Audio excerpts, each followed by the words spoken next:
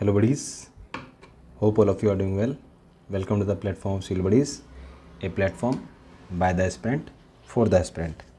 जैसा कि आप सबको पता है, अपनी 2015 की सीसेट पेपर सॉल्व करने की सीरीज़ शुरू कर रखी है अपन ने। आज उसका लास्ट वीडियो है जिसके अंदर अपन 10 कॉम्प्रिहेंशन के क्वेश्चन सॉल्व करेंगे।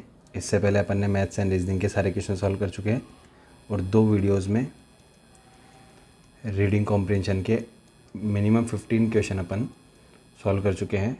आज ये सीरीज़ का लास्ट वीडियो रहेगा। इस सीरीज़ में अपन ने क्या सीखा, क्या टारगेट था अपना, कि अपन को नज़रिया चेंज करना था। क्वेश्चन देखने का अपन को नज़रिया चेंज करना था कि हाँ, क्वेश्चन रियल में इजी होते हैं, अपन उसको कर सकते हैं अगर अपन थोड़ा सा काम रहेंगे। जैसे मैंने बताया था आपको, मेरे लिए सीसेट में C4 सिविल्स नहीं है, C4 है कामनेस। कि आप कितना काम रह पाते हो उन 2 घंटे में, आप खुद को कितना काम रख पाते हो। जब आपने पीछे से 2 घंटे में पेपर सॉल्व करा है जीएस का, उसके बाद 3 घंटे का ब्रेक है, मई जून का टाइम है जो गर्मी का टाइम रहता है, उसमें आप खुद को कितना काम एंड कंपोज रख के खुद का डिलीवर कर पाते हो, तब आप जाके सीसेट क्लियर कर पाओगे। ठीक है, तो इसी के साथ अपन आज का वीडियो शुरू करते हैं। पहला पैसेज सॉल्व करते हैं अपन। बहुत ईजी पैसेज है, कोई दिक्कत वाली बात नहीं है। प्रोसेस वही है, एक बार पहले पैसेज पढ़ेंगे, उस पैसेज का अपन सिनॉप्सिस बनाएंगे, फिर जो क्वेश्चन पूछ रहा है उसके अकॉर्डिंग अपन अपना आंसर जनरेट करेंगे। ठीक है, लेट्स डू इट। हम सामान्यतः लोकतंत्र की बात करते हैं, पर जब किसी विषय विशेष पर बात आती है तो हम अपनी जाति या समुदाय या धर्म के संबंध में रखना ज़्यादा पसंद करते हैं। जब तक हम इस तरह के प्रलोभन से ग्रस्त रहेंगे, हमारा लोकतंत्र एक बनावटी लोकतंत्र बना रहेगा। यानी क्या बोल रहा है कि हम सामान्यतः लोकतंत्र में तो विश्वास रखते हैं, हम लोकतंत्र में विश्वास रखते हैं, लेकिन जब हमारी बात जाति की आ जाती है तो हम किसको आगे ले लेते हैं, जाति या समुदाय को आगे ले लेते हैं। हमें इस स्थिति में होना चाहिए कि मनुष्य को मनुष्य की इज्जत मिले और विकास के अवसर उन तक पहुँचे जो उसके योग्य हैं, न कि उन्हें जो समुदाय प्रजाति के हैं। यानी कि अब इसमें समस्या क्या है कि सबको क्या नहीं मिल पा रहा है, सबको अवसर नहीं मिल पा रहे हैं। हम अवसर किसको देते हैं, जो अपनी जाति या समाज के होते हैं। हमारे देश में पक्षपात का यह तथ्य बहुत असंतोष और दुर्भावना के लिए उत्तरदायी रहा है। यानी कि ये सब क्या करता है, हमारे लिए असंतोष लाता है। क्या लाता है, असंतोष लाता है। ठीक है, तब क्या पूछ रहा है, सारांश। सारांश का मतलब क्या होता है, समअप। बेस्ट समअप पूछ रहा है वो। समअप का मतलब क्या होता है कि अपन ने ये 4 लाइन पढ़ के कि अपन क्या निष्कर्ष निकालते हैं। अगर आपको ये 5-6 लाइन पढ़ के किसी को बताना पड़े कि इन 5-6 लाइन में 1 लाइन में आंसर निकालो, तो वो होता है समअप। ठीक है, तो पढ़ते हैं इसको। हमारे देश में अनेक जाति समुदाय और धर्मों से अत्यधिक विविधता है। ये बात फैक्चुअल तो ठीक है, लेकिन ये पैसेज में कहीं भी नहीं दे रखी जो अपन पैसेज से इसका आउटकम निकाल पाएँ। तो ये ऑप्शन में आंसर नहीं होगा। सच्चा लोकतंत्र सभी को समान अवसर देकर ही स्थापित किया जा सकता है। सच्चा लोकतंत्र सभी को समान अवसर देकर ही स्थापित किया जा सकता है। देख सकते हैं, अब तक हम में से कोई भी वास्तव में लोकतंत्र का अर्थ नहीं समझ सका है। देखते हैं, हमारे लिए कभी भी संभव नहीं होगा कि हम अपने देश में सच्चा लोकतंत्र स्थापित कर सकें। नहीं, वो समाधान बता रहा है ना कि अपन अगर जाति और धर्म से ऊपर उठ जाएंगे और हम लोकतंत्र में मनुष्य को मनुष्य की तरह देखने लग जाएंगे तो अपन लोकतंत्र स्थापित कर सकते हैं। तो ये तो गलत हो गया। अब ये इन दोनों में से एक ऑप्शन होगा, सच्चा लोकतंत्र सभी को समान अवसर देकर ही स्थापित किया जा सकता है। अब तक हम में से कोई भी वास्तव में लोकतंत्र का अर्थ नहीं समझ सका है। लोकतंत्र का अर्थ तो अपन जानते हैं, वास्तव में लोकतंत्र का अर्थ नहीं समझ सका है। नहीं, इस पैसेज में किसकी बात हो रही है, सच्चा लोकतंत्र सभी को समान अवसर देकर स्थापित किया जा सकता है। ये देखो, इज्जत मिले और विकास के अवसर उन तक पहुँचे जो उसकी योग्य हो, न कि उन्हें जो अपने समुदाय या जाति के हों। ठीक है, तो यहाँ से इसका आंसर निकल के आता है समअप। हमेशा एक प्रोसेस होता है पैसे सॉल्व करने का, उस प्रोसेस के ऊपर हमेशा जोर देना।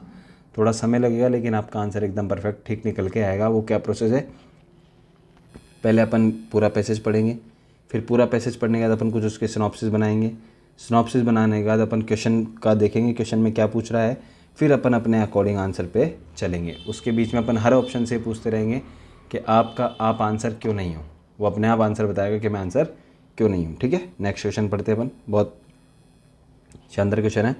बचत संग्रहण हेतु सुरक्षित, विश्वसनीय और वैकल्पिक वित्तीय साधन प्रदान करने वाली औपचारिक वित्तीय संस्थाओं का होना, स्थापित किया जाना मूल रूप से आवश्यक है। यानी क्या बोल रहा है, बचत के लिए फाइनेंशियल इंस्टीट्यूशन का स्थापित किया जाना आवश्यक है। बचत करने के लिए व्यक्तियों की बैंक जैसी सुरक्षित और विश्वसनीय वित्तीय संस्थाओं के सुलभ होने की और उपयुक्त वित्तीय साधनों और पर्याप्त वित्तीय प्रोत्साहनों की आवश्यकता होती है। यानी कि किसकी बात कर रहा है ये, पूरी की पूरी वित्तीय प्रोत्साहन की।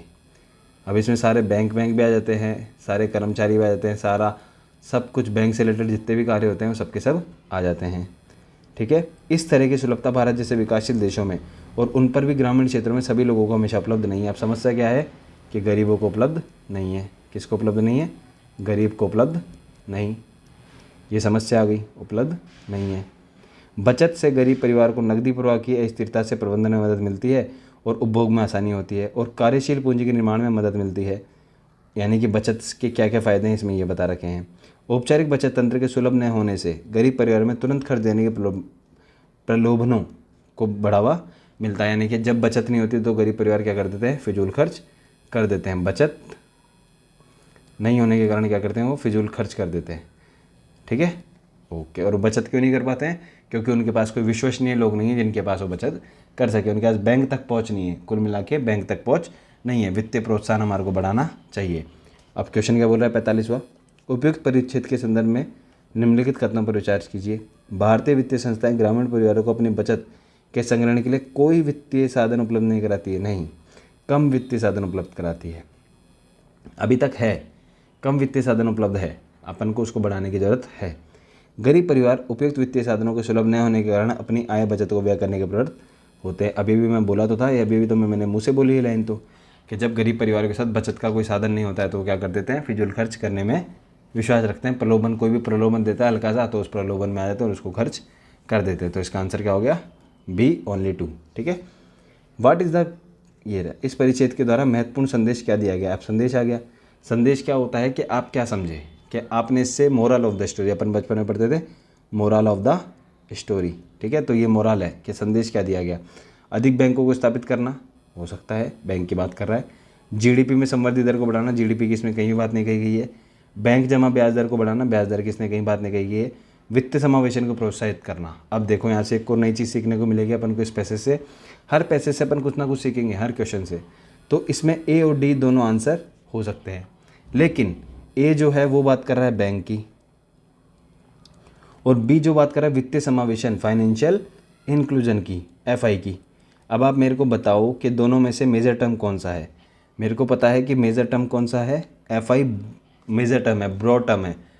एफआई के अंदर बैंक सारी बहुत सारी चीज़ें आ जाती है। तो हमेशा यूपीएससी क्या करती है? ब्रॉड टर्म को ज़्यादा बोलती है कि हाँ, इसको प्रेफर करती है कि ब्रॉड टर्म को बड़ा, जो बैंकों को अपने अंदर समाहित कर ले। सिर्फ बैंक खोलने से काम नहीं चलेगा, अभी बताया ना इसने, सिर्फ बैंक खोलने से काम नहीं चलेगा। देखो ये लिख रहा, वित्तीय संस्थाओं के सुलभ होने की, उपयुक्त वित्तीय साधनों की, पर्याप्त वित्तीय प्रोत्साहनों की, इन तीनों को मिलाकर क्या बोलते हैं? Financial inclusion. आप इसमें बैंक टिक करके आ सकते थे, 99% आप बैंक टिक करके आ जाते, लेकिन इसका आंसर क्या होगा? वित्तीय समावेशन को प्रोत्साहन देना होगा। यहाँ से अपन को क्या सीखने को मिलता है कि ब्रॉडर टर्म और छोटा नैरो टर्म, इसके अपन को थोड़ा सा ध्यान रखना पड़ेगा। अब ये और आगे क्वेश्चन आएंगे तो अपन और इसको देखेंगे। नेक्स्ट क्वेश्चन देखते हैं। सरकार को ऐसे कदम उठाने पड़ सकते हैं जो अन्यथा व्यक्तियों के मौलिक अधिकारों को अतिलंघन करते हैं, जैसे कि व्यक्ति की इच्छा के विरुद्ध उसकी भूमि का अधिग्रहण करना या किसी भवन निर्माण की अनुमति देने से इनकार करना। किंतु जिस बेहतर लोकहित में ऐसा किया जाता है उसे जनता के प्राधिकृत किया जाना आवश्यक है। ठीक है, ये क्या बोल रहा है कि सरकार क्या कर सकती है? सरकार फंडामेंटल राइट पर क्या लगा सकती है? अपने वो रिस्ट्रिक्शन लगा सकती है। किस हित में? लोकहित में। लेकिन इस लोकहित को किससे? ये प्रशासन, ये संसद के द्वारा प्राधिकार मिलना चाहिए। अभी तक अपन नहीं पढ़ा है इसमें। ठीक है, चूंकि प्रशासन के विवेकाधिकार को समाप्त किया जा सकता है, प्रशासन के विवेकाधिकार को भी समाप्त किया जा सकता है। चूंकि सरकार को अनेक कार्य करने पड़ रहे हैं, इस अधिकार को सीमा के में रखना निरंतर कठिन होता जा रहा है। यानी कि विशेष अधिकार को सीमा में रखना कठिन हो रहा है। जहाँ विशेष अधिकार का प्रयोग करना होता है वहाँ उस अधिकार के दुरुपयोग को रोकने के लिए नियम या अक्षरोपाई की आवश्यकता होती है। तब संसद को, प्रशासन को विशेष अधिकार देने पड़ते हैं। प्रशासन को क्या देने पड़ते हैं? विशेष अधिकार। अब जब विशेष अधिकार देने पड़ते हैं तो उसका क्या हो जाता है? दुरुपयोग हो जाता है। उस दुरुपयोग को रोकने के लिए क्या करना पड़ेगा अपन को? ये नियम और उपनियम बनाने पड़ेंगे। ठीक है, ऐसी व्यवस्था की युक्ति करनी होगी जो विवेकाधिकार के दुरुपयोग को यदि रोक न सके तो न्यूनतम ही कर दे। समझ में आ गया? सरकार खुद, ये पैसेज खुद बोल रहा है कि यदि हम विशेष अधिकार के दुरुपयोग को नहीं रोक सकते हैं तो उसको एटलीस्ट कम करें। और वो कम कैसे होंगे? नियम और उपनियम से कम होंगे। यानी कि हमेशा विशेष अधिकारों से ऊपर अपन को किसको रखना है? नियमों और उपनियमों को रखना है। सरकारी कार्य मान्य नियमों या सिद्धांतों के ढांचे के अंतर्गत ही किए जाने चाहिए। अब आगे ना, ही किए जाने चाहिए, यानी कि नियम और उपनियम हमेशा ऊपर होने चाहिए। निर्णय समान रूप से और पूर्वान्वय में प्रेडिक्टेबल होने चाहिए। ठीक है, यहाँ से क्या बोल रहा है, कुल मिला के बात बोल रहा है कि सरकार फंडामेंटल राइट्स को न्यून कर सकती है। किसके कारण? लोकहित के कारण कर सकती है, जिसकी मंजूरी कहाँ से मिलेगी? संसद से मिलेगी। प्रशासन के पास विशेषाधिकार हो सकते हैं, प्रशासन के पास विशेषाधिकार हो सकते हैं और विशेषाधिकार का दुरुपयोग करने की संभावना है। अगर अपन उस दुरुपयोग को कम नहीं कर सकते हैं, साफ मना नहीं कर सकते हैं, उसको रोक नहीं सकते हैं, तो एटलीस्ट उसको क्या करना चाहिए? हमारे को कम करना चाहिए। और अपन कम कैसे कर सकते हैं? नियम और उपनियम बनाकर ही काम कर सकते हैं। और लास्ट लाइन क्या बोल रही है? नियम और उपनियम बनाकर ही काम करना चाहिए, बनाकर ही काम करना चाहिए, यानी कि नियम और उपनियम ही सबसे ऊपर होने चाहिए। देखा, this is how you will read a passage. एक पैसेज पढ़ने का तरीका है। सिनॉप्सिस बनाओ एक एक वर्ड के, हर लाइन में से एक वर्ड आपको पास होना चाहिए ताकि आप पूरा पैसेज दोबारा रीड कर सको। अब इसको रीड करने में कितना टाइम लगा? मुश्किल से सेकंड लगे होंगे, 10 सेकंड 20 सेकंड, लेकिन मैंने पूरा का पूरा पैसेज खुद रीड कर लिया। बिना रीड करे भी मैंने पूरा का पूरा पैसेज मेरे को याद है। अब चाहे उसमें कुछ भी पूछ रहा हो, अपन उसके आंसर तक पहुँच जाएंगे। उपयुक्त परिच्छेद में निम्नलिखित में से कौन सी सर्वाधिक तार्किक धारणा, क्या बोल रहा है? अजम्पशन। अब आप बता दो अजम्पशन कैसे लिखते हैं। देखें, मेरे को तो नहीं पता। अब आप अगर सारे वीडियोस देखते हुए आ रहे हो तो आप बता दो कि अजम्पशन कैसे करते हैं। देखो, अजम्पशन के लिए क्या होता है, एक सेकेंड थोड़ा सा साफ कर लो इसको। ओके, अजम्पशन के लिए क्या होता है? कोई पैसेज लिखा हुआ होता है, किसी ने पैसेज लिखा होता है। अजम्पशन का मतलब है उससे पहले, ये पैसेज लिखने से पहले उसकी सोच क्या रही होगी। तो इसमें तो समझ में आ रहा है अपन को, इसमें सोच क्या रही होगी उसकी, वो प्रशासन में कहीं ना कहीं देखा होगा उसने। प्रशासन खुद के विशेषाधिकारों को क्या कर रहा है? दुरुपयोग कर रहा होगा, विशेषाधिकारों का दुरुपयोग कर रहा होगा। उस दुरुपयोग में उसने किसका देखा होगा? इंटरफेरेंस, नियम और उपनियमों का इंटरफेरेंस देखा होगा, तो उसके ऊपर कुछ ना कुछ पूर्व धारणा होगी। सरकार को प्रशासन के सभी विषयों पर हमेशा विशेषाधिकार दिया जाना चाहिए? नहीं, इसलिए इसका तो दुरुपयोग बढ़ने की संभावना होगी, ये तो हो ही नहीं सकता। प्राधिकार के अनन्य विशेषाधिकार के प्रभावी होने की अपेक्षा नियम और रक्षा की सर्वोच्चता अभिभावी होगी। अभी बात कर रहा था ना मैं, सबसे ऊपर कौन होगा? नियम और उपनियम ही होंगे। ये देखो यार, सरकार के कार्य मान्य नियमों और सिद्धांतों के ढांचे के अंतर्गत ही किए जाने चाहिए। तो ये आंसर हो सकता है बी। संसदीय लोकतंत्र तभी संभव है, संसदीय लोकतंत्र की तो कहीं बात ही नहीं कही गई, हटाओ इसको। उपयुक्त में से कोई भी कथन ऐसे तार्किक धारणा पर नहीं जो परिचित में बनाई जा सकती है, गलत बात। आंसर क्या आ गया? बी। देखा, जब अपन एक प्रोसेस के साथ आ रहे हैं तो कितनी ईजी वे में पैसे सॉल्व हो पा रहे हैं। ऐसे ही करने हैं, ठीक है। अभी देखिए एक और शानदार पैसेज अपने सामने है। क्या कहता है ये? भारत सतत उच्च मुद्रास्फीति से ग्रस्त रहा है। निर्देशित कीमतों में वृद्धि, मांग और पूर्ति में असंतुलन, रुपए के अवमूल्यन से बदतर हुई आयातित मुद्रास्फीति और सट्टेबाजी, इन सब ने मिलकर उच्च मुद्रास्फीति को बनाए रखा है। यानी कि क्या बोल रहा है? इंडिया है, इंडिया में क्या है? हाई इन्फ्लेशन है। हाई इन्फ्लेशन का कुछ ना कुछ कारण दिया है, 2-4 कारण है इसके अंदर। कारण क्या क्या है? आयातित मुद्रास्फीति है, ठीक है। दूसरा कारण क्या है? सट्टेबाजी है। तीसरा कारण क्या है? 2 ही कारण दे रखे हैं, ठीक है। यदि इन सब में से कोई एक समान तत्व है तो वह है आर्थिक सुधार। तीसरा कारण क्या है? आर्थिक सुधार है। क्या है? आर्थिक सुधार है। यदि कोई देश अपने अंदर आर्थिक सुधार करेगा तो उसके अंदर भी क्या हो जाएगा? मुद्रास्फीति आ जाएगी। अंतर्राष्ट्रीय कीमतों में बदलाव के प्रभाव के प्रति भारत की सुभेदता व्यापार उदारीकरण के साथ साथ और बढ़ी है। यानी कि एक और कारण क्या है कि ग्लोबलाइजेशन जब से बढ़ा है तब से भी मुद्रास्फीति क्या बढ़ी है। उपदानों यानी कि सब्सिडीज़ को कम करने के प्रयासों के कारण उन वस्तु की कीमतों में निरंतर वृद्धि हुई है जो निर्देशित है। यानी कि एक कारण वो क्या हो गया? उपदानों को कम करना, उपदानों को कम करना। अब बताओ, अब क्या आ गया इस पैसेज में ऐसा जो अपन को नहीं पता है?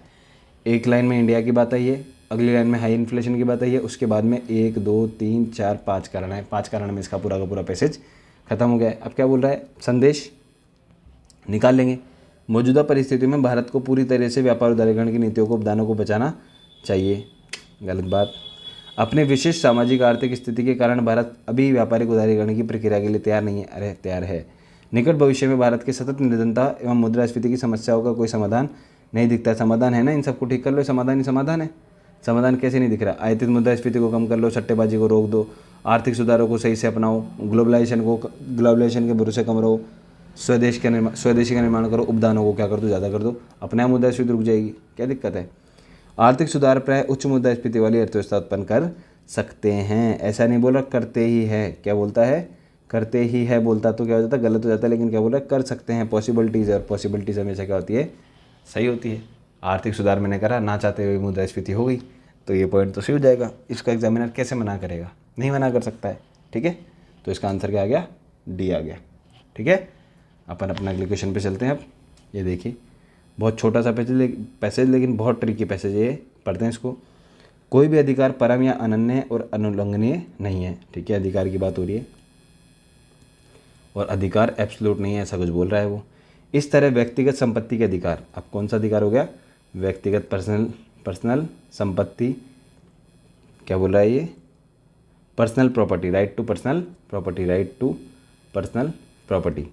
अधिकार को उसकी कल्पित वैधता के बृहत्तर संदर्भ में देखा जाना चाहिए, यानी कि इसको कैसे देखा जाना चाहिए, ब्रॉड टर्म में देखा ना जाना चाहिए। सिर्फ ऐसा नहीं कि सिर्फ संपत्ति का अधिकार ही देख लिया, इसका और मायने बड़े हैं, ठीक है। व्यक्तिगत संपत्ति के अधिकार में इसके अंदर ही स्वतंत्रता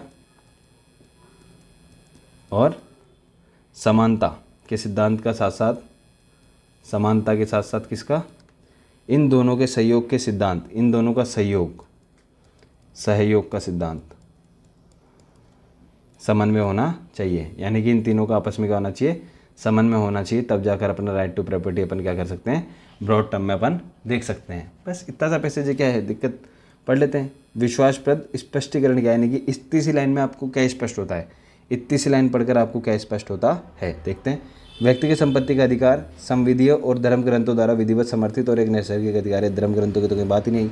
व्यक्तिगत संपत्ति एक चोरी है तथा शोषण का उपकरण है, अतः व्यक्तिगत संपत्ति का अधिकार आर्थिक न्याय का उल्लंघन है।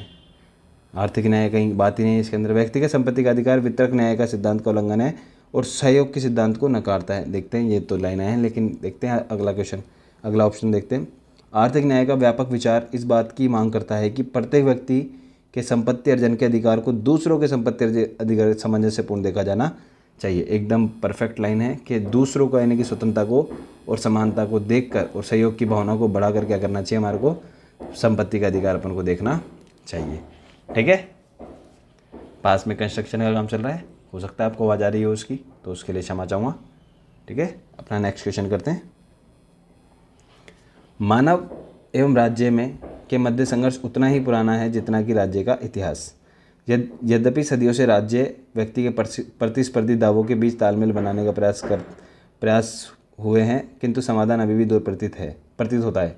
यह मुख्यतः इसलिए है क्योंकि मानव समाज की प्रकृति गतिशील है, जिसमें पुराने मूल्य और विचारों में निरंतर मूल्य और विचारों को स्थान दिया गया है। यानी कि क्या बोल रहा है, मानव और राज्य के मध्य क्या है, संघर्ष है। संघर्ष का कारण क्या है, नए मूल्य और पुराने मूल्य, नए मूल्य वर्सेस पुराने मूल्य, ये संघर्ष का कारण है, ठीक है।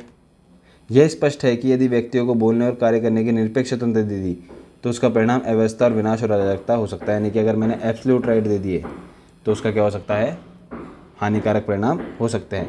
निम्नलिखित कथनों में से कौन सा एक लेखक के दृष्टिकोण का सर्वोत्तम सारांश है। सारांश पूछ रहा है, सारांश वही है जो अपन ने 4-5 लाइनों के बाद अपन ने समझा। राज्य और व्यक्ति के दावों के बीच संघर्ष सुलझा बना रहता है। देखते हैं, अराजकता और अव्यवस्था लोकतांत्रिक परंपराओं के स्वाभाविक परिणाम है, ऐसा कहीं बात नहीं है। मानव समाज की गतिशील प्रकृति के बावजूद प्राचीन मूल्य और विचारों और परंपरा बनी रहती है, हो सकता है। वाक स्वतंत्रता की संवैधानिक गारंटी की बात नहीं हुई है। अब ये वाला क्वेश्चन ये वाला ऑप्शन देखो, मानव समाज की गतिशील प्रकृति के बावजूद प्राचीन मूल्य, विचार और परंपराएं बनी रहती, यही लाइन तो बोल रहा है वो, ठीक है। एक और लाइन देखो, ये सर्वोत्तम सारांश बोल रहा है वो, राज्य और व्यक्ति के दावों के बीच संघर्ष अनसुलझा बना रहता है। अभी देखो, मानव एवं राज्य के मध्य संघर्ष उतना ही पुराना है जितना राज्य का इतिहास, यानी कि तब से चलता हुआ और आज भी चल रहा है, तो अनसुलझा बना रहता है, ठीक है। अभी देखो, ज़्यादा ऑप्शन कौन सा करीब जा रहा है, पहली लाइन के करीब जा रहा है, ऑप्शन नंबर ए। दूसरा ऑप्शन भी हो सकता है इसका आंसर, मानव समाज की गतिशील प्रकृति के बावजूद प्राचीन मूल्य, विचार और परंपरा बनी रहती, ये हो सकता है। लेकिन एक लाइन और इस पैसेज के अंदर वो क्या कह रहा है कि नए मूल्य उसका स्थान लेते। ये देखो, पुराने मूल्य और विचारों में निरंतर नए मूल्य और विचार को स्थान दिया जाता है, ये आ गया, ठीक है। ये वाला ऑप्शन किसके लिए बनाया गया था, जो वर्ड देख के, यहाँ पर वर्ड देखा, यहाँ पर वर्ड देखा, चिपका दो आंसर, उनके लिए वाला ऑप्शन सी दिया गया था, तो ऑप्शन सी नहीं है। ध्यान से अगर और अपन ध्यान से पढ़ेंगे तो इसका आंसर अपन को निकल के आएगा कि इसका आंसर क्या है, ऑप्शन नंबर ए है, ठीक है। ओके, लास्ट क्वेश्चन है आज का, लास्ट पैसेज है, फिर उसके बाद ये वाला क्वेश्चन पेपर अपना ख़त्म हो जाएगा। फिर देखते हैं अपन क्या करना है आगे, यही बात करते हैं उसकी। जलवायु परिवर्तन एक ऐसा जटिल नीतिगत मुद्दा है जो वित्त पर व्यापक प्रभाव डालता है। जलवायु परिवर्तन से निपटने वाले हर प्रयास में अंततः लागत शामिल है। भारत जैसे देश के लिए अनुकूलन, न्यूनीकरण की योजनाओं और परियोजनाओं के अभिकल्पन और कार्यान्वयन के लिए निधियन अत्यावश्यक है। निधि का अभाव अनुकूलन योजनाओं के क्रियान्वयन में बड़ी बाधा है। जलवायु परिवर्तन UNFCCC के अंतर्गत बहुस्तरीय वार्ताओं में विकासशील देशों द्वारा उनके घरेलू न्यूनीकरण अनुकूलन कार्यों के संवर्धन के लिए अपेक्षित वित्तीय सहायता का पैमाना और परिणाम सघन चर्चा का विषय है। देखो चर्चा का विषय क्या है, UNFCCC में चर्चा का विषय क्या है, विकासशील देशों द्वारा उनके घरेलू न्यूनीकरण अनुकूल कार्यों के लिए संवर्धन के लिए अपेक्षित वित्तीय सहायता का पैमाना और परिणाम सघन चर्चा का विषय है। ठीक है, ये बात हो गई। और ऊपर बात क्या कर रहा है, जलवायु परिवर्तन की बात कर रहा है। ठीक है, इसमें क्या होता है, मिटिगेशन होना चाहिए, निधियन होना चाहिए और अडेप्टेशन होना चाहिए। ठीक है, अब उसका क्या, ये सम्मेलन विकसित देशों पर वायुमंडलीय ग्रीन हाउस गैसों के जमाव में उनके योगदान के आधार पर वित्तीय सहायता का प्रावधान करने के लिए समान रूप से जिम्मेदारी डालता है। किस पर, विकसित देशों पर समान रूप से जिम्मेदारी डालता है, क्योंकि उन्होंने क्या करा है, ग्रीन हाउस गैस का उत्सर्जन करा है। विकासशील देशों की मौजूदा तथा अनुमानित आवश्यकताओं के लिए जरूरी घरेलू वित्तीय संसाधन कम पड़ने की संभावना है। इस सम्मेलन में की बहुपक्षीय क्रियाविधि के माध्यम से किया गया वैश्विक निधियन न्यूनीकरण प्रयासों के वित्त पोषण के लिए उनकी घरेलू क्षमताओं की वृद्धि करेगा। ठीक है, कुल मिला के पैसेज किसके ऊपर बात कर रहा है, जलवायु परिवर्तन के ऊपर। और जलवायु परिवर्तन में UNFCCC की भूमिका, उसका फंडिंग करने में UNFCCC की भूमिका पर बात कर रहा है। ठीक है, इस परिच्छेद के अनुसार जलवायु परिवर्तन के विकासशील देशों की भूमिका के संदर्भ में UNFCCC के अंतर्गत बहुपक्षीय वार्ताओं में निम्नलिखित कौन सा गहन चर्चा का विषय है। अभी भी बात करी थी अपन ने गहन चर्चा का विषय, सघन चर्चा का विषय सिर्फ एक ही है, विकासशील देशों द्वारा उनके घरेलू न्यूनीकरण अनुकूलन कार्यों के संवर्धन के लिए अपेक्षित वित्तीय सहायता का पैमाना और परिणाम सघन चर्चा का विषय है। अपेक्षित वित्तीय सहायता का पैमाना और परिणाम हो सकता है विकासशील देशों में जलवायु परिवर्तन के कारण होने वाली उपज की हानि, ऐसा कुछ नहीं है। विकासशील देशों में न्यूनीकरण कार्यों का संवर्धन, ऐसा कुछ भी नहीं है। तो इसका आंसर क्या आना चाहिए, ओनली वन। क्या आना चाहिए, ओनली वन। देखो